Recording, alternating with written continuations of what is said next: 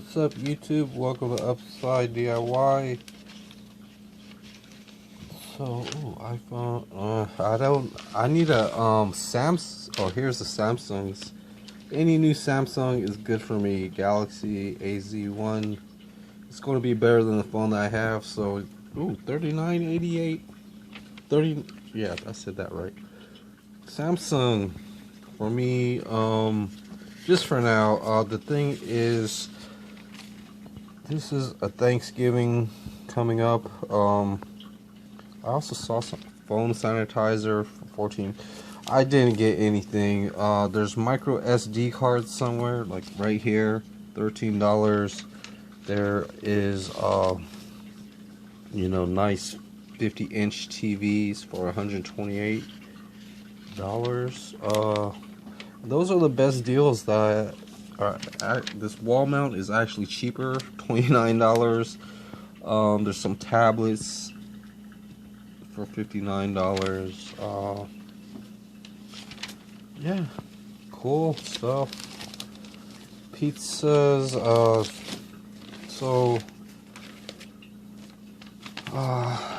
Yeah. But besides all this tech stuff or just these deals for Thanksgiving, I've been learning to stretch out my lower back, just doing, sumo legs or whatnot. So I made some bad YouTube videos about fixing the lower back.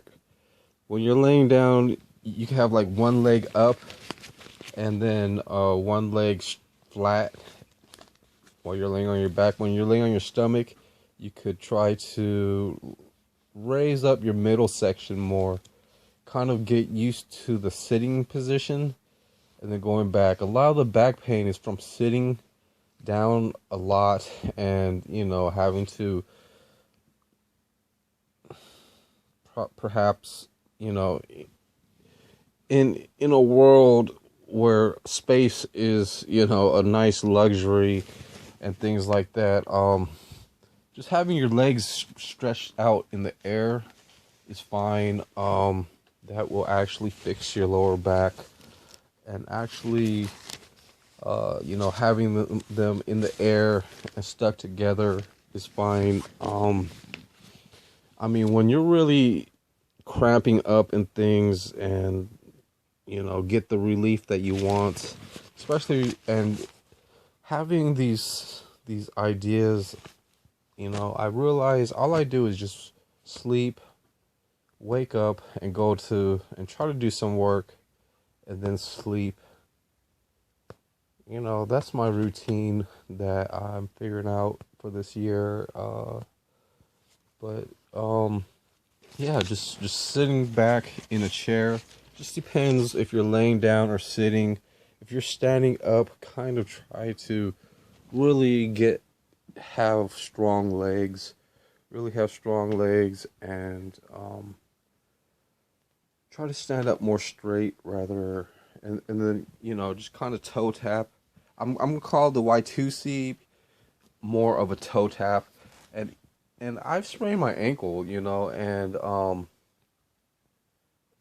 a few weeks ago, and then the thing is, sometimes you will be sore, and then you just have to have fluids, and then have good conditioning ideas to rotate the sore spots. Just get into the sore spot, and then just try to manage to focus on the right movements and things. So that's another thing that I get to enjoy for Thanksgiving. So then I've got all these random boxes and things that I'm going to sort out. So I have this nice sorting out bin, and I've tested, there's some wires in here that I did test, and they just didn't really work out that good, but I could still keep them just in case.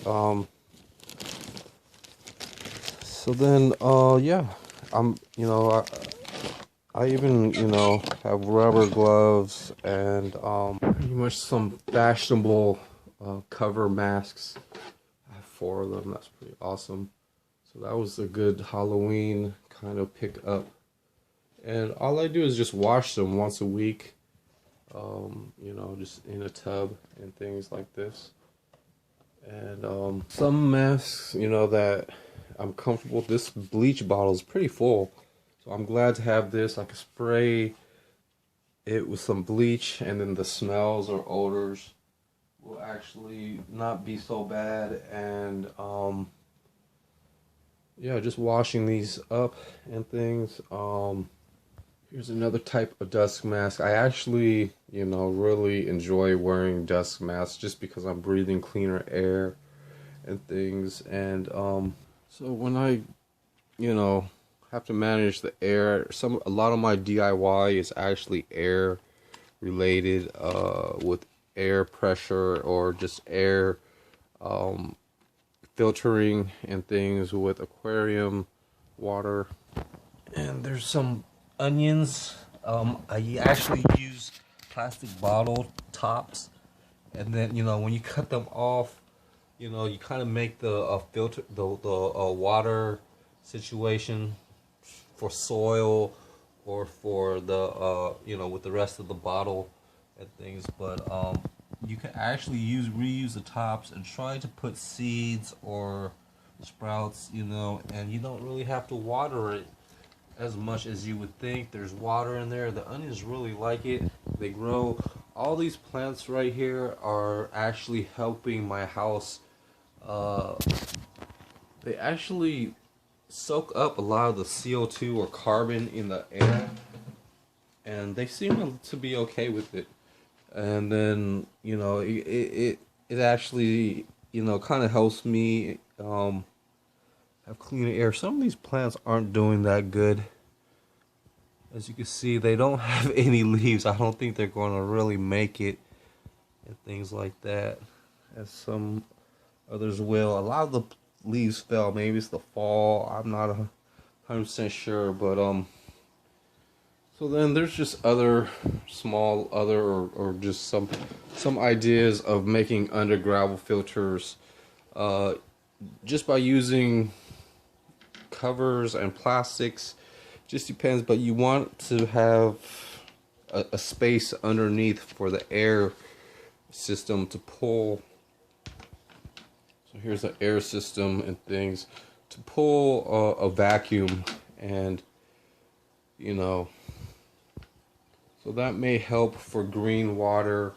There's an aquarium right there for clear water. I got that aquarium clear from actually having biocarbon filter bags. So I put most of my biocarbon in here, and I'm gonna have to be able to reuse that and then just fill up specialty bags for each filter that I'm trying to clean, and you know, so, you know, just depends how much water I have to filter, but the water really gets more clear with like a Brita filter or carbon filter system.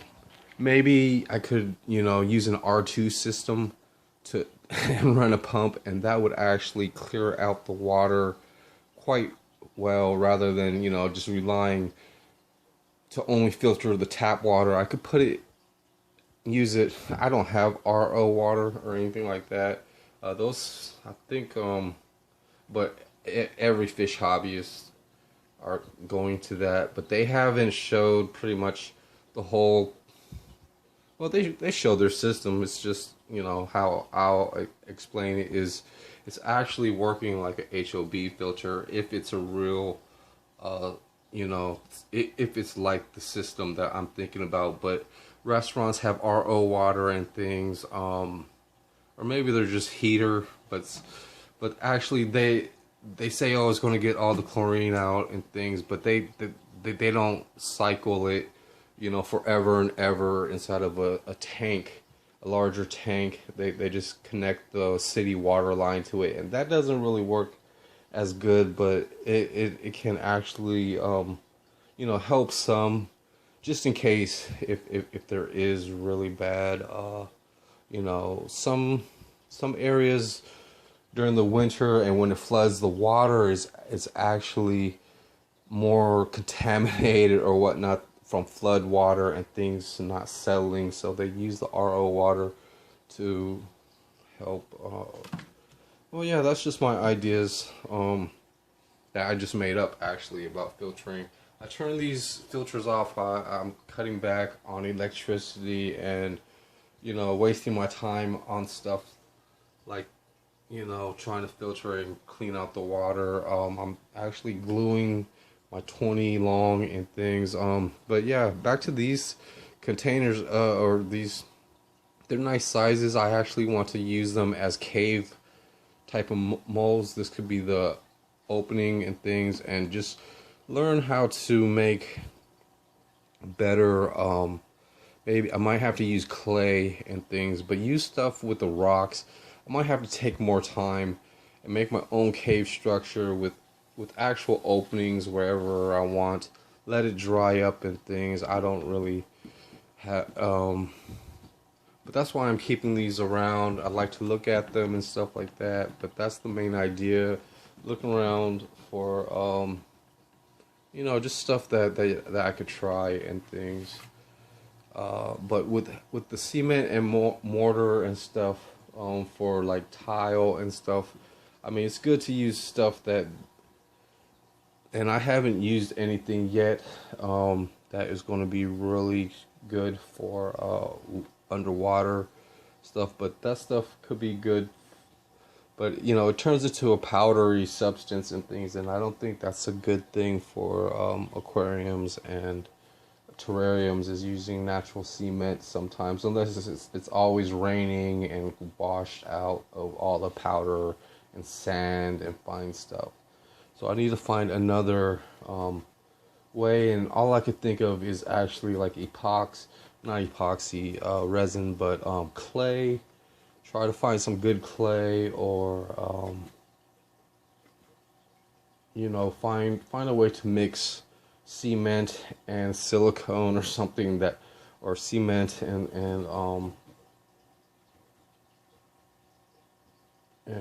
you know, the cement and mortar bags are pretty good, but it just gets really powdery and dusty, and that's not really good all the time. So I've got some more pepper seeds. Actually, some are rooting, and I actually want to keep them in this until I can really see that they're growing. The last pepper seeds I had, when I transplanted them, they didn't do that good, so I'm just going to keep them where they're at for a year or two, and hopefully you know, go on from there and have a few pepper plants for next year. So more DIY opportunities.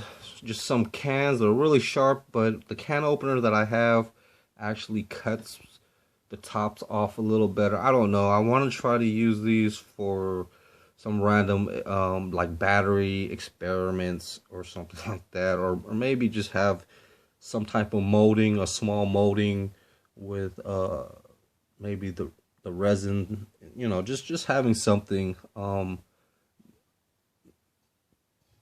you know, pretty much doing something that I didn't think was possible.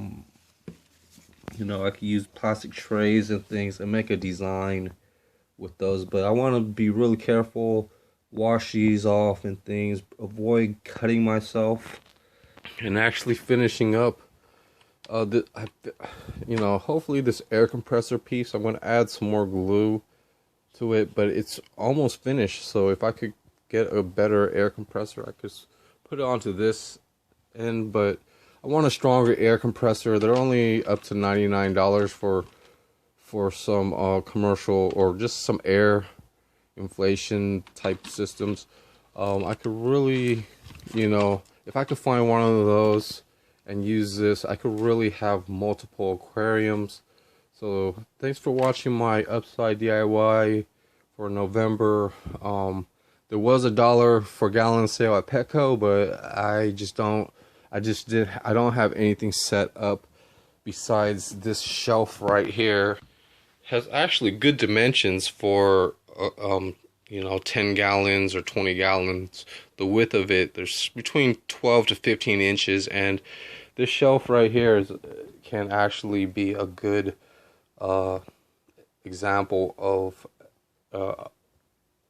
like an aquarium stand with multiple tanks and things. So I'll see you for next month's video or update for Christmas and things like that. And thanks for watching Upside DIY. Have a good day.